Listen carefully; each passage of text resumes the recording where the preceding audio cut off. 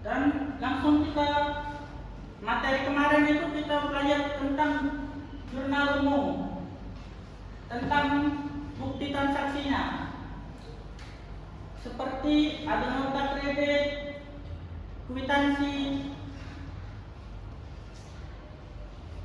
dan di sini saya akan menjelaskan pengertian jurnal umum. Jurnal umum merupakan sebuah jurnal yang digunakan untuk mencatat seluruh aktivitas keuangan sebuah bisnis atau usaha yang terjadi dalam periode waktu tertentu untuk memudahkan pengelolaan perorangan atau suatu perusahaan. Dan tujuan pembuatan jurnal umum itu mengidentifikasi seluruh aktivitas transaksi yang dilakukan. Dan seperti ada bukti transaksi yang masuk itu, kita identifikasi itu terlebih dahulu. Yang keduanya menentukan nilai transaksi. Di bukti transaksi itu kan nanti ada nilai-nilai transaksi seperti membeli peralatan sebesar 5 juta.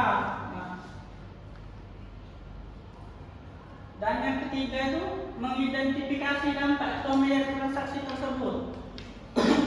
Mengidentifikasi ini seperti kan ada orang membeli jasa dari kita dan apa dampak transaksi tersebut setelah kita menyelesaikannya. Dan yang terakhir itu memudahkan pemindahan dampak transaksi pada akun yang sesuai.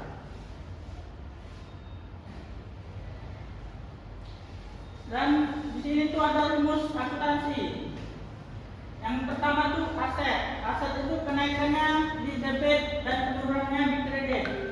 Sedangkan akun normalnya itu di debit. Dan yang kedua tuh liabilitas atau hutang.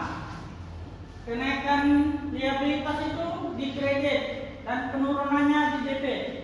Akun normalnya tuh di kredit. Yang ketiga tuh ekuitas pemilik atau modal. Kenaikan modal itu di kredit, sedangkan penurunannya di debit. Akun normalnya juga adalah di kredit. Dan yang keempat, ada akun pendapatan.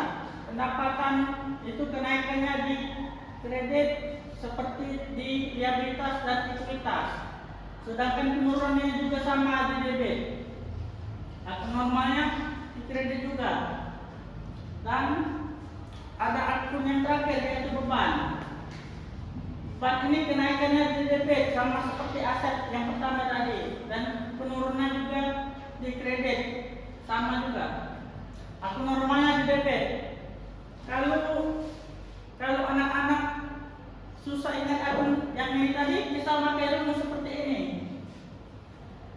Debit, kredit dan beban. Tinggal ingatin saja akun ini. Dan langkah-langkah pembuatan jurnal umum juga ini ada.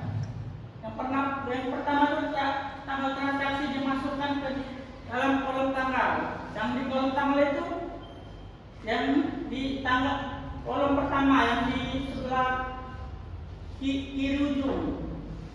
Dan yang kedua nama akun. Yang di debit tulis pada batas kiri bawah kolom deskripsi. Dan juga yang di kredit dimasukkan ke di debit dimasukkan ke dalam kolom debit. Maksudnya itu akun debit itu ada di sebelah kiri atas. Sebelah kiri atas kolom. Dan ketiga nama akun. Yang nama akun yang kredit ditulis di bawahnya agak menjorok ke kanan. Jumlah dari kredit dimasukkan ke kolom kredit. Dan maksudnya itu di kolom akun kredit itu di bawah akun debit.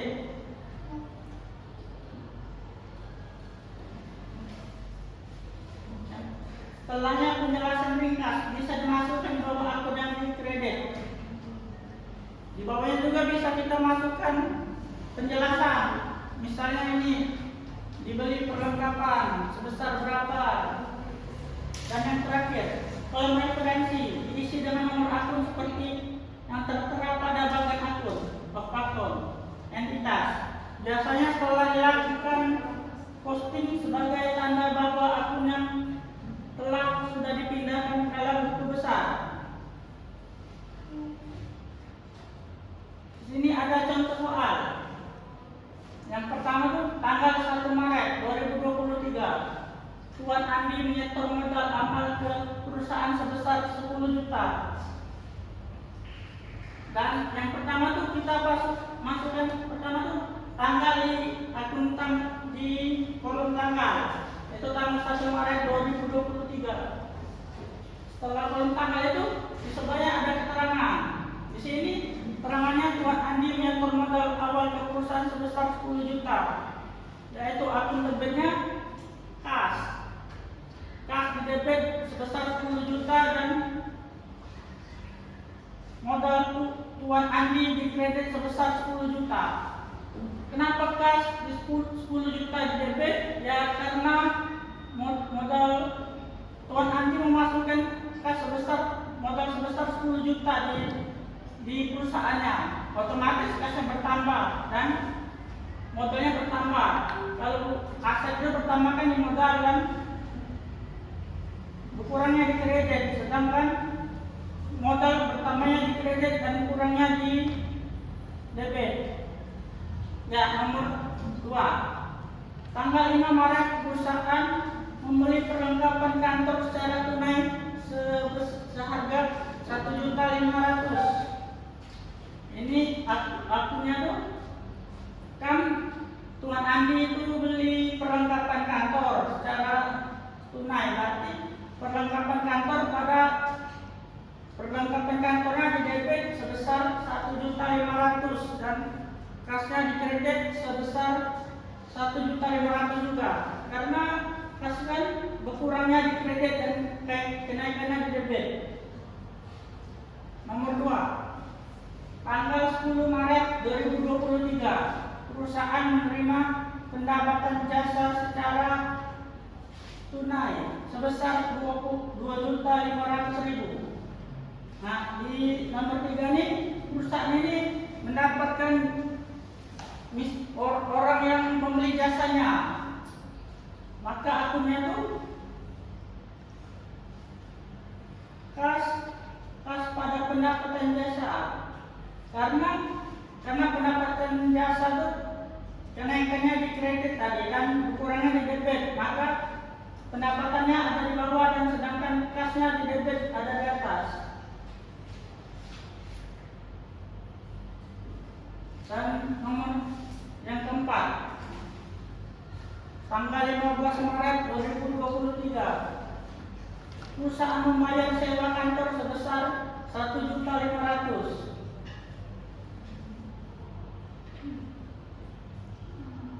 Dari tanggal 15 ini kan perusahaan ini membayar sewa, berarti akunnya itu beban sewa sebesar 1 juta di debit dan berkurangnya kas di kredit. Yang terakhir itu tanggal 20 Maret 2023 perusahaan membeli peralatan kantor secara kredit seharga 5 juta. Berarti 20 terakhir ini peralatan kantor di debit dan kas di kredit sekitar 5 juta. Dan ini ada akun transaksi tersebut dan kita jumlahkan nilainya yaitu 20 juta. Dan Pak kasih tugas saya untuk kerja rumah. Bapak akhiri, wassalamualaikum warahmatullahi wabarakatuh.